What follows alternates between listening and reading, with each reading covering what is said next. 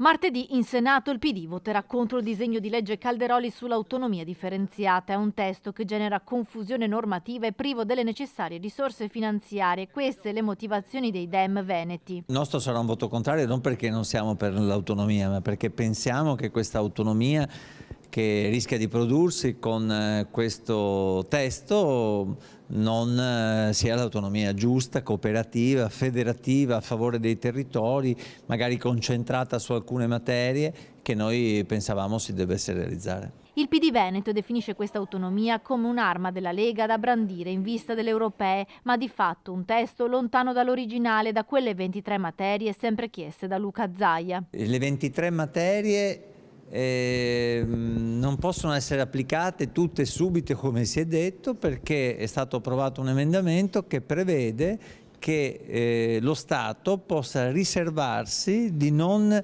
negoziare su alcune materie, come noi avevamo proposto, addirittura proponendolo che questo venisse in Costituzione. Non è possibile che l'istruzione, cioè la scuola, diventi una materia regionale, o l'energia o le grandi reti di comunicazione. I dubbi poi riguardano i LEP, i livelli essenziali delle prestazioni. La nuova norma ha introdotto un aspetto importante, che è quello del cosiddetto monitoraggio, cioè ti do i soldi per gestire la competenza e li individuo il primo anno, ovviamente. Negli anni successivi, ogni anno, si fa la verifica se c'è la corrispondenza dentro un quadro come dire, più generale. Questa cosa smonta tutta la retorica del residuo fiscale, dei 9 decimi. Oltre all'autonomia, il PD Veneto dice no anche al terzo mandato per i presidenti della regione. Non ne facciamo una questione di nomi o di appartenenza politica, ma ne facciamo una questione di funzionamento della democrazia e di regole che ci devono essere.